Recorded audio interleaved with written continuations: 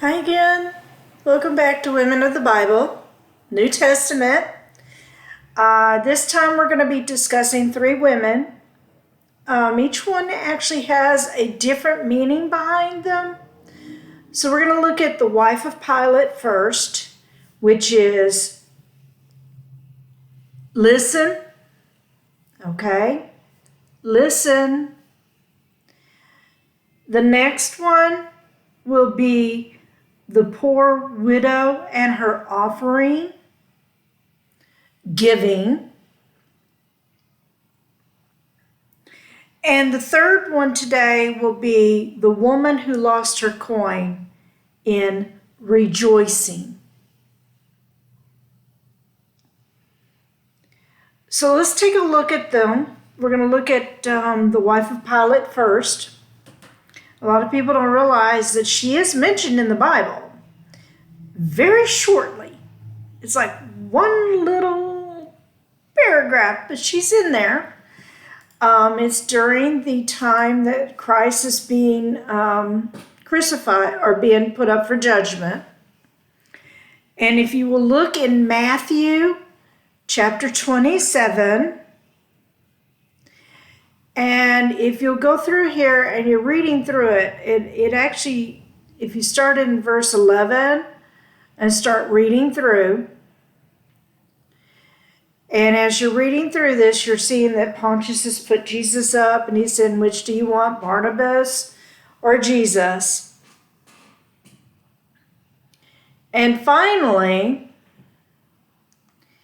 he's sitting there, and in verse 9, now, ladies and gentlemen, how many times has your spouse or your significant other, your friend, whatever, you send them a note that says, don't do it.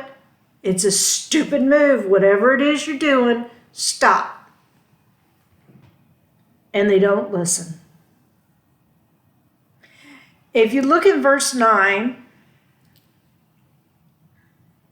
it says, when he, meaning Pilate, was set down on the judgment seat, his wife sent unto him, saying, have thou nothing to do with that just man?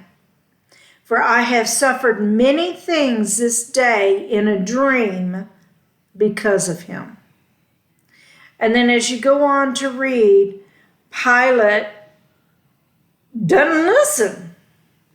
He's still, taking it on. And at the end, he washes his hands. Okay. Imagine how she felt when he wouldn't listen to her. So imagine how God feels when you don't listen to him. The frustration, the anger, the dinging up the side of the head.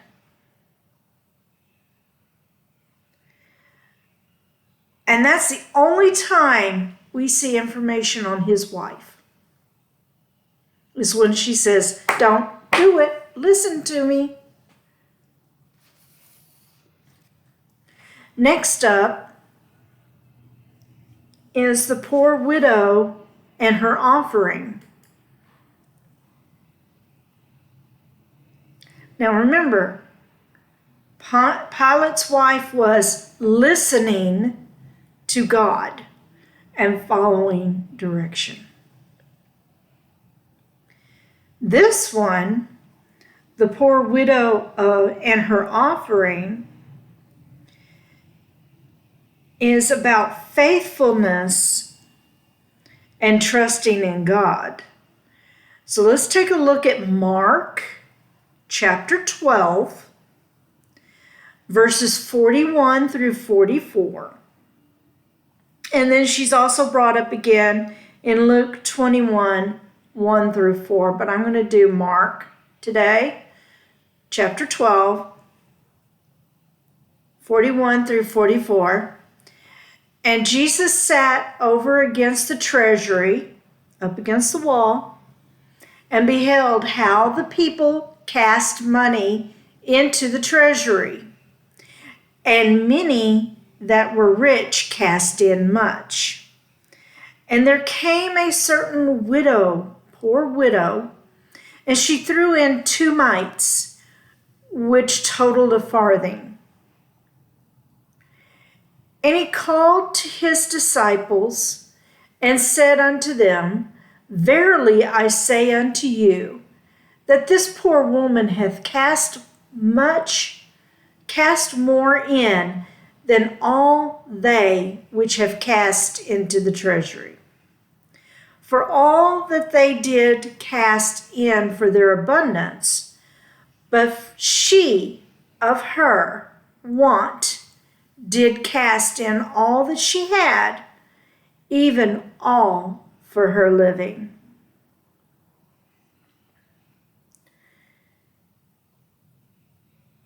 She cast in her blessings.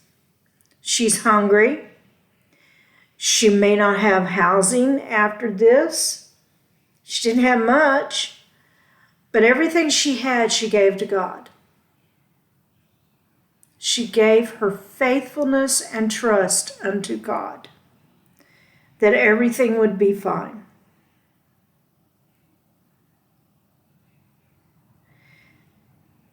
She gave her heart. She gave her all. And even though it was only like 50 cents, a farthing, it was given with a pure heart and a love and a trust in God. And Jesus and God both saw this. Okay? So we've had listening. Now we have trust and faithfulness. Let's talk about the woman who lost her coin. And this is in Luke 15, 8 through 10. Again, another real small blip. Now, I'm going to back up 1.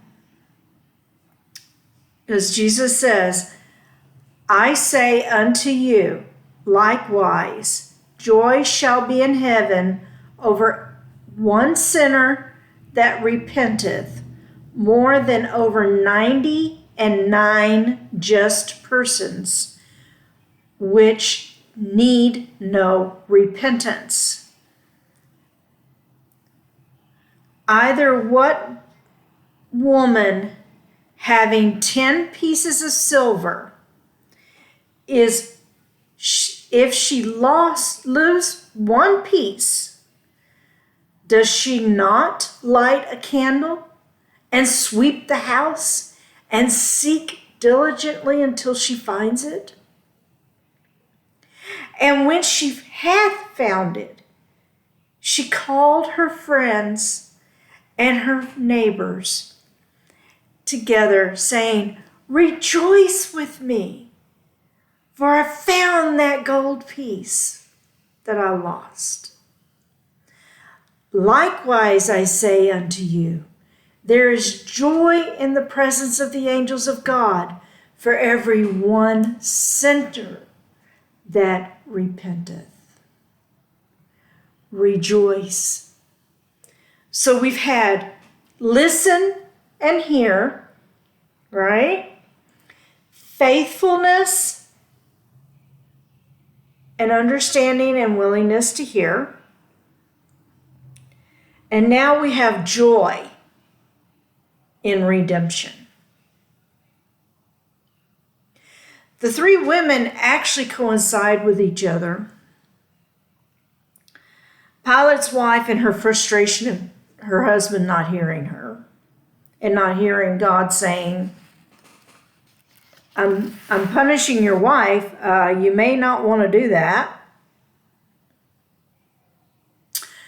And then you see the woman in all of her glory with her last dime giving it to God in the trust and the faithfulness that she will be taken care of. And then we have the woman that lost that gold piece, that silver piece.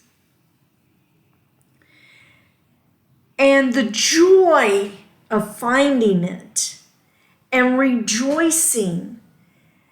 And imagine God rejoicing every time he finds that one lost piece, that one lost person. The joy, the partying, the absolute heavenly experience of that one person being redeemed.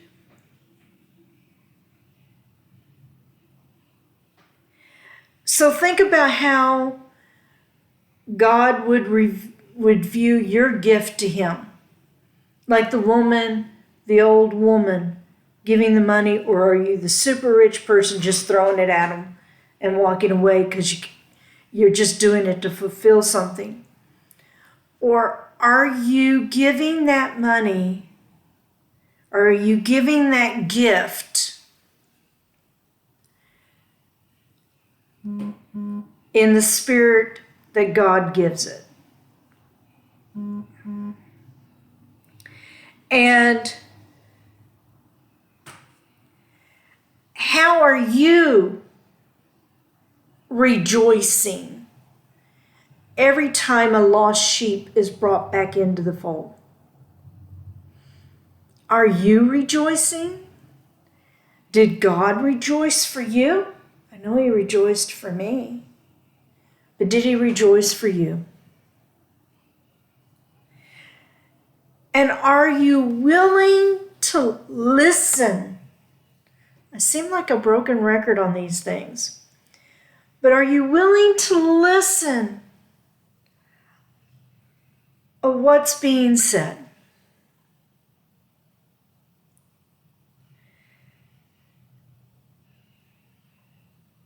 Take the time to hear God. He's talking. He talks to me every day, just like I talk to him every day. Do I give marching orders every day? No. But sometimes I get an order that I don't really like, but I need to follow. Blessings on you. May God keep you and bless you and help you. And maybe I'm hoping I got something over to you that you needed to hear. Next time, on the next session, will be the 7 Marys. There's actually 8, but we've already talked about one in the lineage of God. But up next are the 7 Marys. And they're spread out all over the place. And I'll put it in the notes for you as to the verses. Until then, go in peace and love, and I'll see you again soon.